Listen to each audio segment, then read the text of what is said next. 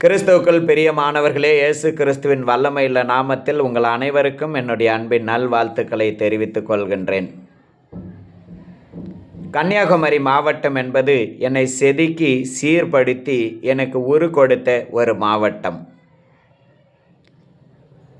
ஆவிக்குரிய அனுபவத்தை எனக்கு கொடுத்த ஒரு மாவட்டம். விசுவாச வாழ்க்கையை கடவுள் அந்த இடத்தில்தான் எங்களுக்கு கற்றுக் கொடுத்தார். கடவுளையே சார்ந்திருக்கிற மேலான அனுபவத்தை அந்த இடத்தில் நாங்கள் பெற்றுக்கொண்டோம். கடவுளோடு நெருங்கி சேருகிற அனுபவத்தையும் ஆத்ம பாரத்தையும் கடவுள் அந்த இடத்துல எங்களுக்கு கொடுத்தார்.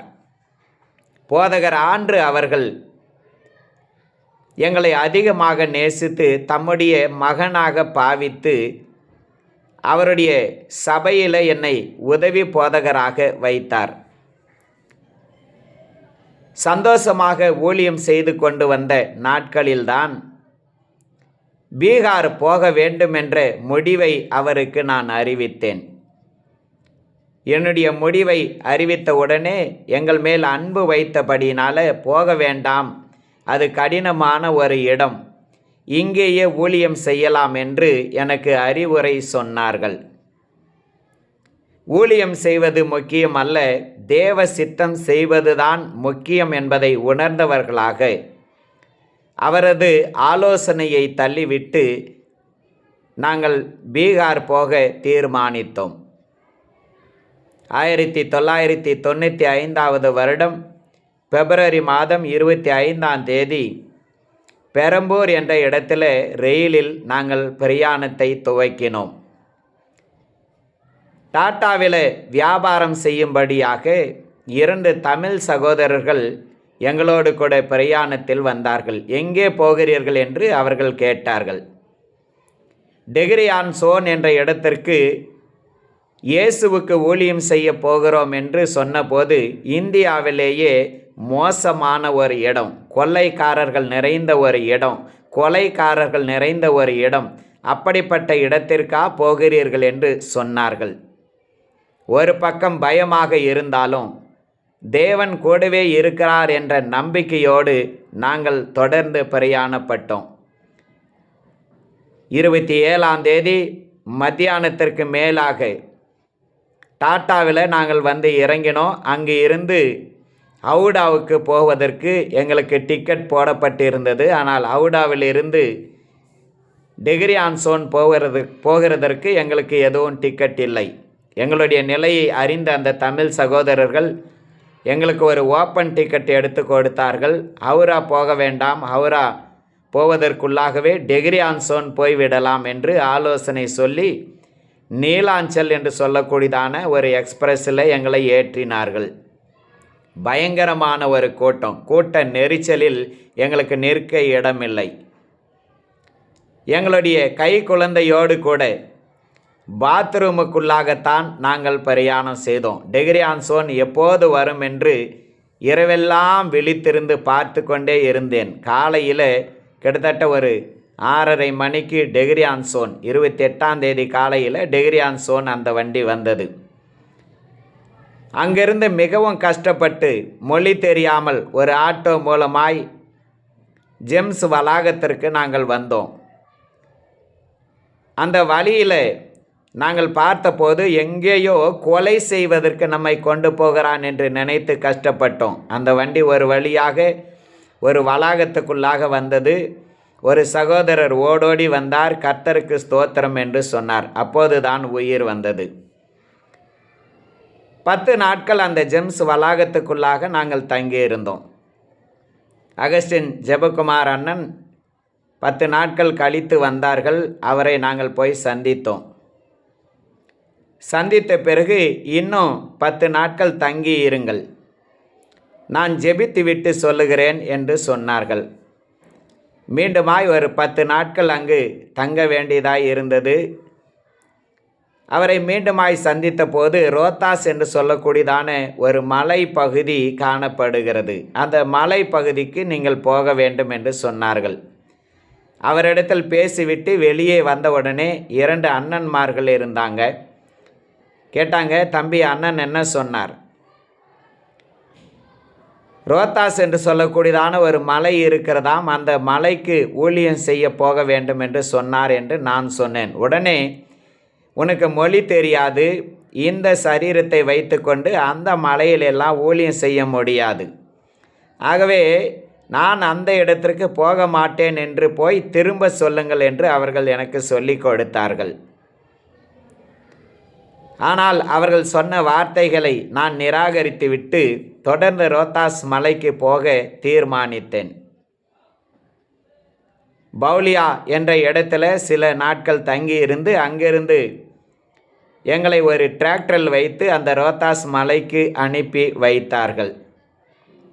அங்கு போய் இறங்கின உடனே பாதை இல்லை, மின்சாரம் இல்லை, எந்த வசதியுமே கிடையாது. மண்ணினால் கட்டப்பட்ட சின்ன சின்ன வீடுகள் அங்கு காணப்பட்டது. அதற்கு சரியான கதவுகள் கிடையாது. மூங்கிலால் செய்யப்பட்ட அந்த தடுக்கு தான் கதவாக அங்கு காணப்பட்டது. மக்களுக்கு போடுகிறதற்கு நல்ல துணி கிடையாது. தலையில் தேய்க்கிறதற்கு எண்ணெய் கிடையாது. இந்த சின்ன பிள்ளைகளெல்லாம் குட்டி பிசாசுகளைப் போல இருந்தது. எங்களிடத்தில் இருந்த சில துணிகளை அந்த பிள்ளைகளுக்கு நாங்கள் கொடுத்தோம். திடீரென்று ஒரு 4 பேர் சேர்ந்து காட்டுக்கு போக வேண்டும், வருகிறாயா என்று சொன்னார்கள். நானும் அவர்களோடு கூட பிரயாணப்பட்டேன். எங்கே சாப்பிடுவது, காட்டிலேயே சாப்பிட்டு கொள்ளலாம் என்று சொன்னாங்க. ஒரு துண்டில் கோதுமை மாவை எடுத்துக்கொண்டார்கள், உருளைக்கிழங்கை எடுத்துக்கொண்டார்கள், கொஞ்சம் உப்பை எடுத்துக்கொண்டார்கள். காட்டில் அவர்களோடு கூட நான் போனேன். மரத்தை வெட்டினார்கள். திடீரென்று ஒரு இடத்துல உட்கார்ந்தார்கள். அங்கு அழுக்கு தண்ணி இருந்தது, சிவப்பு நிறத்தில் ஒரு அழுக்கு தண்ணி. அந்த தண்ணியை எடுத்தார்கள். அந்த துண்டிலேயே கோதுமை மாவை போட்டார்கள். அந்த தண்ணீர் ஊற்றி பிசைந்தார்கள். அதை பால் போல, பந்தை போல உருண்டை உருண்டையாக கட்டி நெருப்பில் போட்டார்கள். அந்த கத்திரிக்காயையும் அந்த உருளைக்கிழங்கையும் கூட அந்த நெருப்பில் தான் போட்டார்கள். கொஞ்ச நேரம் கழித்து அதை லிட்டி என்று சொல்லி அவர்கள் சாப்பிட ஆரம்பித்தார்கள். அந்த கத்திரிக்காயையும் உருளை கிழங்கையும் பிசைந்து கொஞ்சம் உப்பை போட்டு அதை அவர்கள் சாப்பிட்டார்கள். எனக்கு அது கடினமாகத்தான் இருந்தது. அங்கு நௌகாடி என்ற இடத்துல கிட்டத்தட்ட ஒரு 10 நாட்கள் நான் இருந்தேன். அதற்கு பிறகு கரம்டடியா என்ற இடத்திற்கு நான் கடந்து போனேன். மொழி தெரியவில்லை, எதுவுமே தெரியாது, யார் இடத்தில் என்ன பேசுவது என்று தெரியாது. அந்த மலை பகுதியில் கருவார் என்று சொல்லக்கூடியதான ஒரு இன மக்கள் இருக்கிறார்கள் என்று எனக்கு சொன்னார்கள். இந்த கருவார் இன மக்கள் மார்ச் மாதத்திலிருந்து ஆகஸ்ட் மாதம் வரைக்கும் காடுகளிலே யார் தனியாக கிடைத்தாலும் அல்லது வயல்வெளியிலே யார் தனியாக கிடைத்தாலும் அவர்களது தலையை மட்டும் தனியாக வெட்டி எடுத்து கொண்டு போய்விடுவார்கள் என்று எனக்கு சொல்லி இருந்தார்கள். அந்த தலையை கொண்டு போய் பூஜை போட்டு அவர்களுடைய சொந்த நிலத்தில் அதை புதைத்து வைப்பார்களாம். அதன் பிறகுதான் அங்கு அவர்கள் விவசாயம் செய்ய முடியும். இப்படிப்பட்ட ஒரு நிலை அந்த மலையில் காணப்பட்டது. இந்த காரியத்தை கேட்ட உடனே நான் பயந்தேன், நடுங்கினேன். யாரும் தலையை வெட்டிவிடக்கூடாது என்று சொல்லி நான் மிகவும் பாதுகாப்பாக இருந்தேன். மொழி தெரியாத எனக்கு அந்த மக்களோடு பேசுவது கடினமாகவே இருந்தது. எப்படியோ கஷ்டப்பட்டு 1-2 வார்த்தைகளை அவர்களோடு கூட நான் பேச கற்றுக்கொண்டேன்.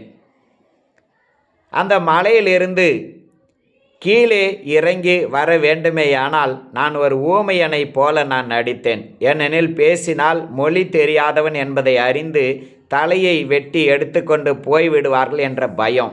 அந்த பயத்தினால நான் ஊமையானவனைப் போலவே நான் சைகை செய்துவிட்டு கீழே இறங்கி எப்பொழுதும் வந்தேன். அப்படிதான் என்னுடைய நிலை காணப்பட்டது. அந்த கரம்டடியா என்ற இடத்துல ஒரு மண் வீடு கட்டப்பட்டு இருந்தது. அந்த மண் வீடு இருக்கிற இடத்துல அந்த மக்கள் என்னை கொண்டு போனார்கள். என்ன வீடு என்று நான் கேட்டேன். அங்கு அகஸ்டின் ஜெபக்குமார் அண்ணன் அவர்கள் ஒரு வீட்டை, மண் வீட்டை கட்டியிருந்தார்கள். ஒரு குழுவாக அவர்கள் அந்த வீட்டில் தங்குவார்களாம். தங்கி 10 நாட்கள் 15 நாட்கள் அந்த மலையில் ஊழியம் செய்வார்கள். அதன் பிறகு மீண்டும் கீழே கடந்து போய் விடுவார்கள். அவர்கள் அடிக்கடி இந்த இடத்துல தங்கினார்கள். ஆனால் இப்போது நீண்ட நாட்களாக அவர்கள் வராதபடியினால அந்த வீடு இப்படி இடிந்து கிடக்கிறது என்று எனக்கு காட்டினார்கள். மேற்கூரை இல்லாமல் அந்த வீட்டினுடைய சுவர் எல்லாம் கீழே இடிந்து விழுந்து விட்டதாகவே அது காணப்பட்டது. அகஸ்டின் ஜெபக்குமார் அண்ணன் முதலாக ரோத்தாஸ் என்ற இடத்திற்கு சுவிசேஷத்தை சொல்லும்படியாக கடந்து அங்கு துண்டு பிரதியை கொடுத்து கொண்டிருந்தாராம். ஒரு மனிதன் துண்டு பிரதியை கிழித்து அவருடைய முகத்தில் எரிந்து, நாங்கள் எல்லாம் உயர் ஜாதி மக்கள், அங்கே பார் ஒரு மலை இருக்கிறது, அந்த மலையில்தான் கீழ் ஜாதியை சேர்ந்தவர்கள் இருக்கிறார்கள். படிப்பறிவில்லாத அந்த மக்களுக்கு போய் நீ இயேசுவை பற்றி சொல்லு, இங்கு எல்லாம் சொல்லக்கூடாது என்று அந்த துண்டு பிரதியை கிழித்து அவருடைய முகத்தில் எறிந்தானாம். அப்போதுதான் அண்ணனுக்கு தெரியும் இந்த ரோத்தாஸ் மலையில் மக்கள் வாழுகிறார்கள் என்று சொல்லி. பிறகு அண்ணன் அந்த ரோத்தாஸ் மலைக்கு கடந்து வந்தார், ஊழியம் செய்தார், பலவிதமான காரியங்களை செய்தார். குழுவாக அந்த ரோத்தாஸ் மலைக்கு வருவார்கள். அப்படி வரும்பொழுது சுசி ரோலே என்று சொல்லக்கூடியதான பிரான்ஸ் தேசத்தை சேர்ந்த ஒரு சகோதரியும் கூட அவர்களோடு கூட அந்த ரோத்தாஸ் மலையில் ஊழியம் செய்யும்படியாக இணைந்து கொண்டார்கள். சில நாட்கள் ஊழியம் செய்து ஊழியத்தை முடித்து கீழே வரும்போது அந்த சகோதரி சொல்லிவிட்டார்கள், நான் உங்களோடு கூட திரும்பி வரமாட்டேன், நீங்கள் எல்லாரும் கீழே போங்கள், நான் இந்த இடத்திலேயே ஊழியம் செய்ய வேண்டும் என்று உறுதியாக சொன்னார்கள். அந்த சகோதரி வெளிநாட்டை சேர்ந்தவர்களாக இருந்தபடினால இந்த இடத்துல உங்களால் ஊழியம் செய்ய முடியாது, உங்களுடைய சரீரம் இந்த இடத்துல ஊழியம் செய்ய ஒத்து வராது, எந்த வசதியும் இல்லாத இடத்துல நீங்கள் எப்படி தங்குவீர்கள் என்று அண்ணன் பல ஆலோசனைகளை சொல்லியும் கூட அந்த சகோதரி இந்த இடத்தில்தான் ஊழியம் செய்வேன் என்று உறுதியாக சொன்னபடியினால தேவ சித்தத்திற்கு அவர்களை ஒப்பு கொடுத்து விட்டு கீழே வந்து விட்டார்கள். அந்த கரம்டடியா என்ற இடத்துல 10 நாட்கள் அந்த சகோதரி இருந்தார்கள். தண்ணீர் எல்லாம் கிடையாது, ஒரு நீரூற்று இருக்கும், அந்த நீரூற்றில் தான் போய் குளிக்க வேண்டும். அங்கு இருக்கிற தண்ணீரை தான் நாம் எடுத்துக்கொண்டு வர வேண்டும். அந்த தண்ணீரில் தான் எல்லாரும் குளிப்பார்கள், மிருக ஜீவன்களும் கூட அங்கு தான் குளிக்கும். நம்மை யாரும் பார்த்துவிடக்கூடாது என்பதற்காக இந்த சகோதரி அதிகாலையிலேயே போய் குளிப்பார்களாம். ஆகையினால அவர்களுக்கு நிமோனியா வந்தது. மருத்துவ வசதி இல்லாமல் இருந்தபடினால 10 நாட்களுக்குள்ளாகவே இயேசுவுக்காக தன்னுடைய வாழ்க்கையை அவர் கோதுமை மணியாக அந்த மண்ணுக்காக கொடுத்து விட்டார். அந்த கரம்டடியா என்ற இடத்துல 4 மாதங்கள் நான் தங்கி இருந்தேன். அந்த 4 மாதங்களில் அநேக படிப்பினைகளை கடவுள் எனக்கு கற்றுக் கொடுத்தார். கதவு இல்லாத ஒரு வீடு, எங்கேயாகிலும் ஊழியத்துக்கு போய் வருவதற்குள்ளாகவே எங்களுடைய வீட்டில் இருக்கிறதான அரிசி, பருப்பு, எண்ணெய் எல்லாவற்றையும் எடுத்துக்கொண்டு போய் விடுவார்கள். அது மட்டுமல்ல, அநேகர் பலவிதமான டார்ச்சர்களை எங்களுக்கு கொடுத்து கொண்டே இருந்தார்கள், பலவிதமான அழுத்தத்தை எங்களுக்கு கொடுத்து கொண்டே இருந்தார்கள். மிகவும் கஷ்டப்பட்டு அந்த இடத்துல நாங்கள் ஊழியம் செய்தோம். ஒரு வழியாக இந்த மக்களோடு கூட நாம் பழகிவிட்டோம் என்று நாங்கள் நினைத்தோம். திடீரென்று எனக்கு இரத்த வாந்தி வர ஆரம்பித்தது. அங்கே இருக்கிறதான தண்ணீரை குளித்தபடியினால செட் ஆகாமல் எனக்கு இரத்த வாந்தி வந்தது. உடனே ஒரு மருத்துவரை அழைத்து கொண்டு வந்தார்கள். அவர் டாக்டர் கிடையாது, 2ஆம் கிளாஸ் படித்த ஒரு மனிதர். எனக்கு ஒரு பாட்டில் குளுக்கோஸ் போட்டார். 510 ரூபாய் வேண்டும் என்று சொல்லிவிட்டார். ஆனால் அவரால் என்னை காப்பாற்ற முடியவில்லை. கடைசியாக டெஹ்ரியான்சோன் மருத்துவமனைக்கு கொண்டு வந்து என்னை காப்பாற்றினார்கள்.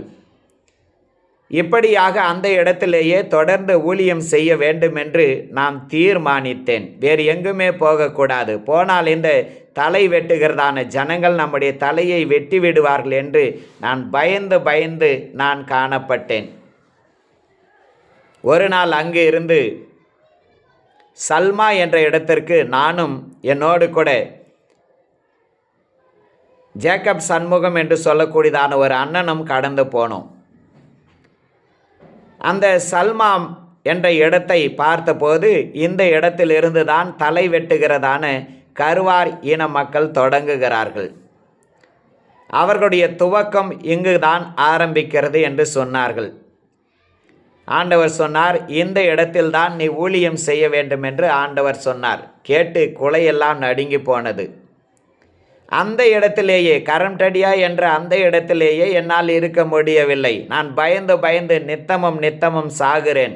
இப்போது தலை வெட்டுகிறதான இந்த மக்களுக்கு மத்தியில் நான் எப்படி ஊழியம் செய்வேன் என்று ஆண்டவரிடத்தில் கேட்டேன். ஆனாலும் கூட எனக்கு தெரிந்த மொழியில் அங்கு இருக்கிறதான ஒரு சகோதரரை கூப்பிட்டு ஒரு வீட்டை பாருங்கள் என்று நான் சொன்னேன்.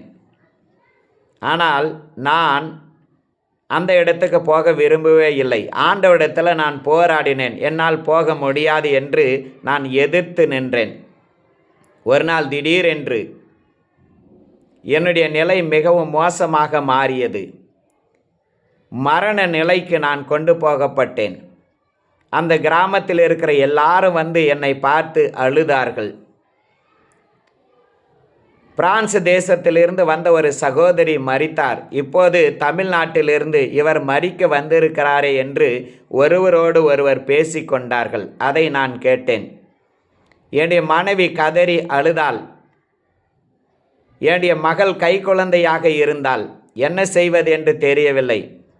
ஆண்டவரே, தமிழ்நாட்டிலிருந்து என்னை கொல்லுவதற்காகவா இந்த இடத்துல கொண்டு வந்தீர் என்று கண்ணீரோடு கூட நான் தேவனிடத்தில் அமைதியாக அந்த சூழ்நிலையில் கேட்டேன். உடனே ஆண்டவர் பேசினார். நீதான் கீழ்ப்படிய மாட்டேன் என்று சொல்லுகிறாய். நான் உன்னை சல்மா என்ற இடத்துக்கு போ என்று சொன்னேன். ஆனால் நீயோ போக மாட்டேன் என்று அடம் பிடிக்கிறாய். ஆகவே நீ தேவையில்லை என்று ஆண்டவர் சொன்னார். அதன் பிறகு ஆண்டவரே, நான் கடந்து போகிறேன் என்று சொல்லி கடவுளுக்கு என்னை ஒப்பு கொடுத்தேன். அதன் பிறகு ஆண்டவர் எனக்கு உயிரை கொடுத்தார். அநேக வேளையில் நாம் முரண்டு பிடிக்கிற பிள்ளைகளாக இருக்கும்போது தேவனுடைய பிரம்பு நமக்கு விரோதமாக செயல்படும். அப்படிப்பட்ட ஒரு சத்தியத்தை அந்த இடத்துல நான் கற்றுக்கொண்டேன். தேவனுக்கு நான் சொன்னபடி, தேவனுக்கு நான் ஒப்பு கொடுத்தபடி எனக்குள்ளாக கருவார் மக்கள் தலையை வெட்டி விடுவார்கள் என்ற பயம் இருந்தாலும் கூட சல்மா என்ற இடத்திற்கு நான் என் மனைவியும் மற்றும் கை குழந்தையோடும் கூட கடந்து போனேன். அந்த சல்மா என்ற இடத்துல மண்ணினால் கட்டப்பட்ட ஒரு சிறிய வீடு. எங்களுக்கு வீடெல்லாம் கிடையாது. மண்ணினால் கட்டப்பட்ட ஒரு சிறிய வீடு இருந்தது. கதவு கிடையாது. அந்த வீட்டில்தான் நாங்கள் இருக்க வேண்டியதான ஒரு சூழ்நிலை ஏற்பட்டது. பாதுகாப்பு இல்லாத ஒரு இடம். மக்கள் மிகவும் மோசமான நிலைமையில் காணப்பட்டார்கள். எப்படித்தான் இந்த இடத்துல ஊழியம் செய்ய போகிறோமோ என்ற நினைவு என்னை ஒரு பயத்துக்கு உள்ளாக்கியது. நான் மிகவும் பயந்த சுபாவம் உள்ளவனாகவே நான் காணப்பட்டேன். என்ன செய்வது என்று எனக்கு தெரியவில்லை. எப்படியாகிலும் அந்த இடத்தை விட்டு போய்விட வேண்டும் என்று தான் நான் தீர்மானம் செய்து கொண்டே இருந்தேன். ஆனாலும் தேவன் தம்முடைய சித்தத்திற்கு நேராக என்னை தொடர்ந்து உருவாக்கினார், தொடர்ந்து என்னை நடத்தினார். தேவ சித்தம் செய்வதே வாழ்க்கையில் மேலான ஒரு காரியம் என்ற உணர்வை அந்த இடத்தில் தேவன் எங்களுக்கு கொடுத்தார்.